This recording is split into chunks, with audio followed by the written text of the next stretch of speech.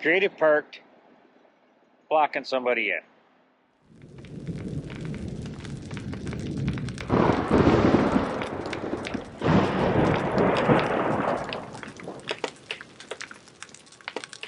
I'm staying awake, waiting for your call. Nowhere to escape, in between these walls. Time is getting late, wondering where you are. Need to get it straight, cause I think I'm falling hard. I'm falling, so save me. Just save me, hear my alarm.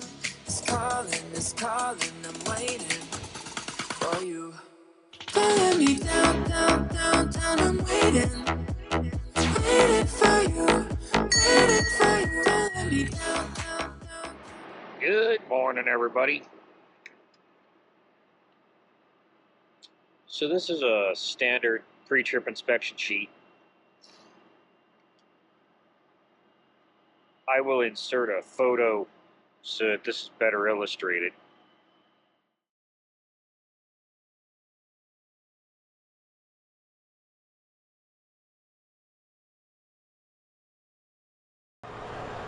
So we're going to start with the air compressor. I'm going to try and make this as simple and straightforward as I can. Some of this I'm not going to be able to show you just because it's really hard to see with what I can access. But on your DD15, that's Detroit diesel, this is your air compressor. It's gear driven. Two primary types of air compressor, belt driven and gear driven. Belt driven is going to be your older systems.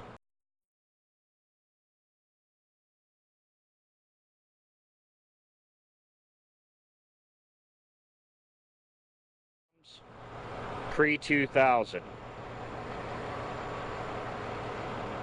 Pretty much everything now is gear driven, so it's mounted to the engine block and has a gear drive back in here.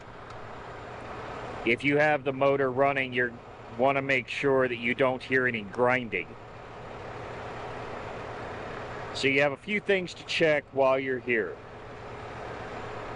If you look at your coolant system,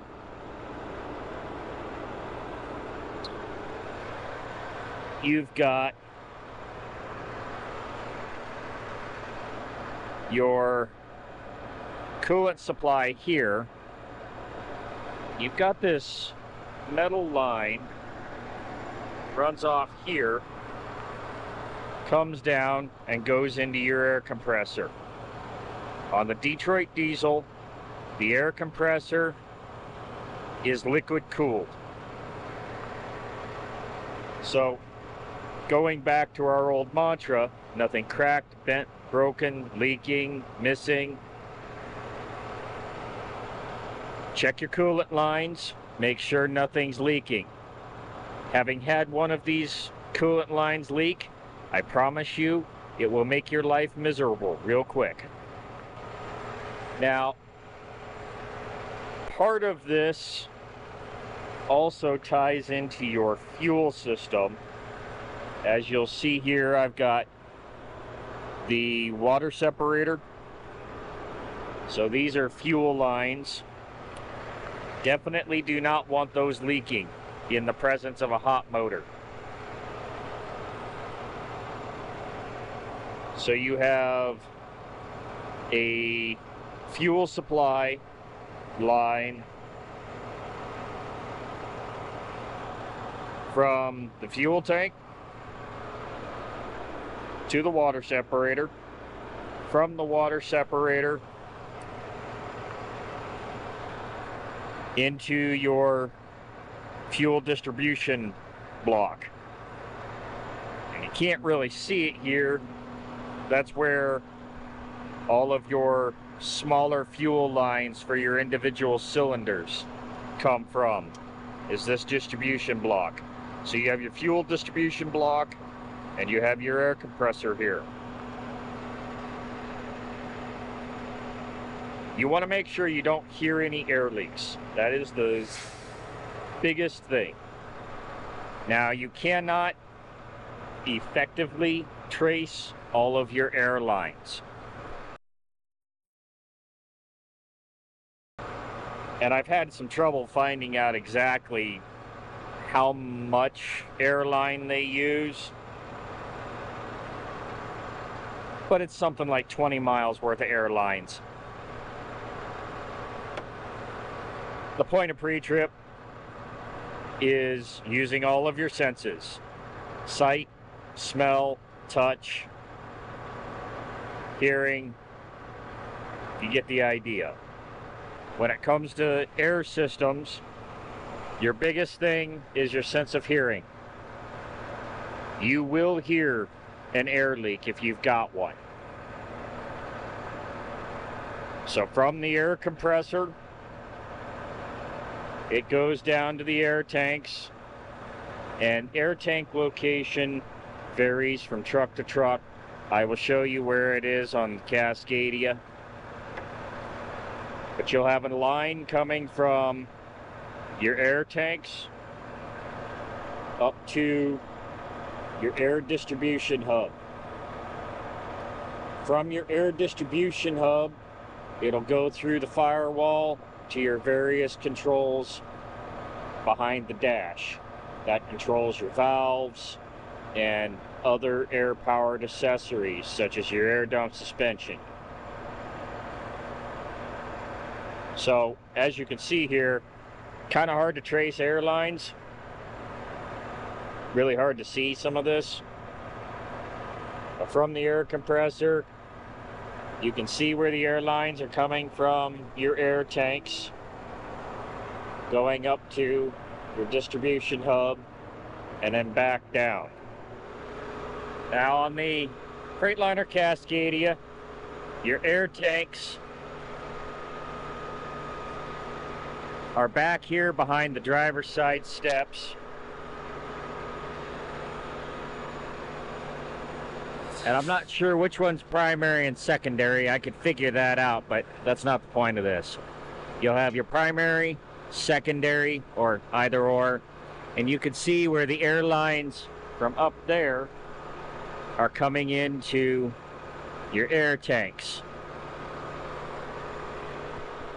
On every air system, you will have pull cords or drain valves for releasing air from the system. That is to make sure that you don't have any water in the air.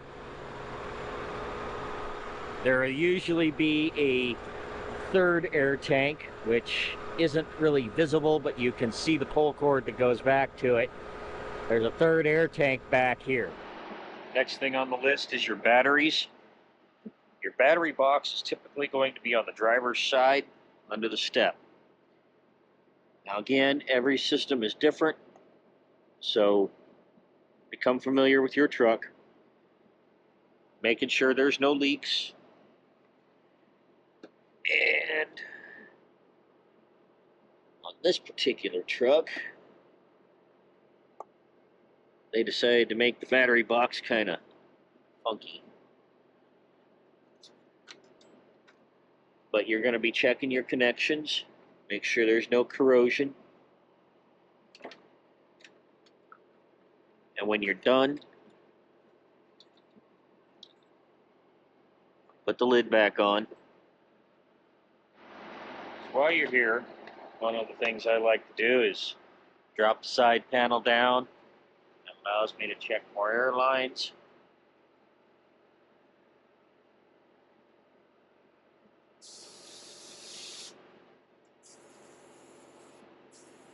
Make sure there's no fluid coming out of the air tanks. No leaks. Everything's good. Key safety note. You see that there are cotter pins on top of the battery box. And locking the steps in. Take cotter pins out. Make sure you put them back. Next step, you're checking belts and hoses. Again, nothing cut, bulging, leaking. When you are working around a hot motor, do keep in mind radiator hoses get hot. Really easy to scald yourself if you're not careful. Make sure your coolant reservoir's full.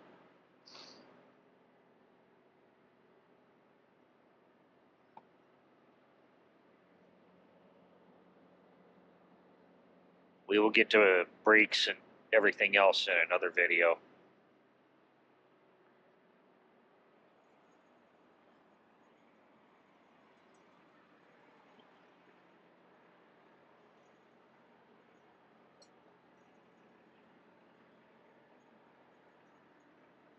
Belts, again, no more than ½ inch with a gentle tug. Nothing cut, nothing frayed, no abrasions. Here's your AC lines. And if you see water dripping, most likely it's going to be coming from up here, maybe coming from here, or it may come from your AC compressor. That's just condensation in the air. Nothing to worry about. Again, you're checking all your frame members. Make sure everything's secure. Nothing cracked, bent, broken, missing, bulging, cut. Check between your duals. Make sure nothing's lodged in there. 70 mile an hour. A chunk of 2x4 coming out of there is going to be a missile. Now the last thing on our list is general body condition. Again, you want to make sure everything's mounted and secure. Your headlights, no cracks in the headlight housing. I know that there are some micro cracks in my hood. That's because people keep backing into me. But as far as mirrors are concerned, everything should be properly mounted and secure. Always make sure Kermit's properly mounted and secure. Wouldn't want him to go flying. License plate must be present, properly mounted and secure.